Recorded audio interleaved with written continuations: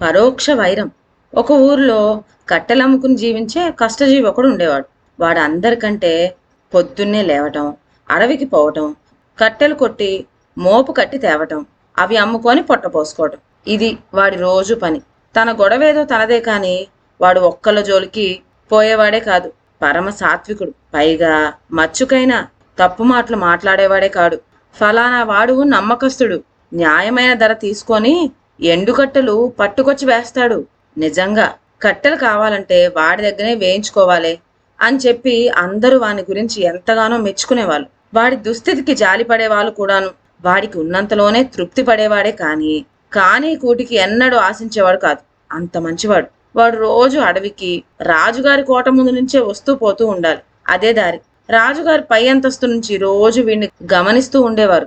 రాజు ఎంతో దయగలవాడు. పేదల పాలిటి పెన్నిది అని పేరు పడ్డాడు. అటువంటిది అదేమో కాని రాజుకి ఈ కట్టెలవాడిని చూచినప్పుడల్లా చెప్పలేని బాధ కలుగుతూ ఉండేది. ఆయన వాడి వైపు చూడటం మానుకోనే లేదు. ఈ బాధ కొంతకాలానికల్లా క్రమంగా ఒక విధమైన ఆవేదనగా మారిపోయింది. కట్టెలవాడొక బద్ధశత్రువుగా కనిపించసాగాడు. చివరకు ఈ వైరం బాగా ముదిరి వాణ్ణి చంపివేస్తే కాని తనకు కసి తీరదు అన్నంత కోపం వచ్చింది రాజుగారికి. అప్పుడు రాజు ఆలోచించాడు, కష్టజీవి అయినటువంటి కట్టెలవాడు నాకేం అపచారం చేశాడు? అసలు ఏం చేయగలడు? మరి వాణ్ణి చూచినంతనే నాకెందుకింత బాధ కలగాలి? ఈ విధంగా తనలో తానే ప్రశ్నించుకుంటూ కారణం తెలియక మనోవేదంతో కుమిలిపోజొచ్చాడు. నిజానికి రాజలా కుమిలిపోయే అవసరం లేనేలేదు. ఈ కోట ముందు నుంచి వెళ్ళకూడదు అని ఆజ్ఞాపించి వాడు తన కంటపడకుండా నిమిషంలో చేసుకోవచ్చు. కానీ రాజలా అధికారం వినియోగించి ఈ బాధ తొలగించుకోదలుచుకోలేదు. దీనికి మూల కారణం ఏమిటా అని తెలుసుకోవడానికి ఆయన ఆత్రపడసాగాడు. ఇంతలో మంత్రి వచ్చి ప్రభువు విచారంగా ఉండటం కనిపెట్టాడు. సంగతి సందర్భాలు తెలియగానే అతనికి చాలా ఆశ్చర్యం వేసింది. వెంటనే కట్టెలవాని ఆంతర్యం తెలుసుకోవటానికని గూఢాచారులు నియమించి తను స్వయంగా 1000 కన్నులతో కనిపెట్టసాగాడు. ఎక్కడికి పోయి ఎంతమందిని అడిగినప్పటికీ కట్టెలవాడిని గురించి మంచిగానే చెప్తూ వచ్చారు. అమాయకుడు, కష్టజీవి, న్యాయశీలుడు అనే మాటలే కాని ఒక్కల నోటి వెంటనైనా వాణ్ణి గురించి ప్రతికూలమైన వాక్యాలు ఒక్కటి బయటికి రాలేదు. మంత్రికి ఎన్నాళ్లకు ఆచూకీ ఏమీ దొరికింది కాదు.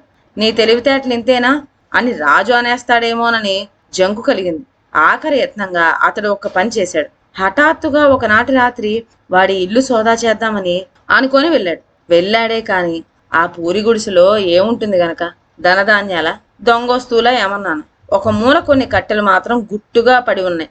వాడి వృత్తే అది కదా. కనుక తప్పు పట్టడానికి ఏమీ కనిపించలేదు. ఏమీ తోచక మంత్రి తమాషా కోసం, ఏమిరా అబ్బి, ఇవాళ కట్టెలు అమ్ముడు కాలేదా? అక్కడే ఉన్నాయేం అని అడిగాడు. అవి అమ్మకానికి కావులేండి అంటూ నసిగేశాడు వాడు. మంత్రికి ఆత్రం కలిగి గుట్ట దగ్గరగా వెళ్ళాడు. అతడు అలా వెళ్ళి చూడటం ఇష్టం లేనట్టు మొహం పెట్టాడు మన కట్టెలవాడు. మంత్రి ఒక కట్టె తీసి చూచి మళ్ళీ ప్రశ్నించాడు. ఇక తప్పనిసరి కావడం వల్ల అవి మామూలు కట్టెలు కావండి, మంచి గంధపు కట్టెలండి అని నిజం చెప్పేశాడు కట్టెలవాడు.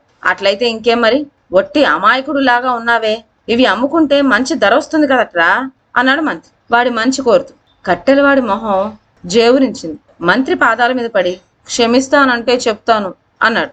మంత్రి అభయం ఇచ్చేసరికి వాడు చెప్పసాగాడు. అయ్యా, నా కడుపులో ఉద్దేశం చెప్పివేస్తున్నాను, మన్నించండి.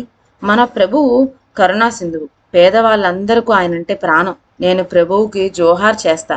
అయితేనే నన్ను పట్టి పీడిస్తూ ఉన్న దారిద్ర్య బాధ వల్ల నాకొక దుర్బుద్ధి పుట్టింది. ఏలినవారు ముసలివారయ్యారు కదా, ఇంకెంతకాలం జీవించబోతారు?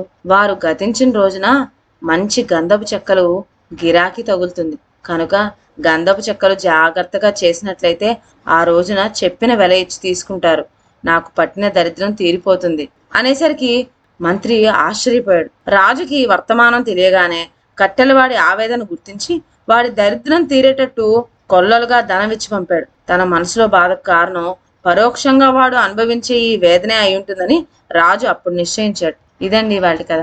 మరొక మంచి కథతో నెక్స్ట్ వీడియోలో కలుద్దాం. అంతవరకు సెలవు. నా ఛానల్లోని కథలు మీకు నచ్చినట్లయితే నా ఛానల్ను లైక్ చేసి సబ్స్క్రైబ్ చేయండి. షేర్ చేయడం మర్చిపోవద్దు. కొత్త కథల నోటిఫికేషన్ కోసం బెల్ ఐకాన్ ప్రెస్ చేయండి. Thank you.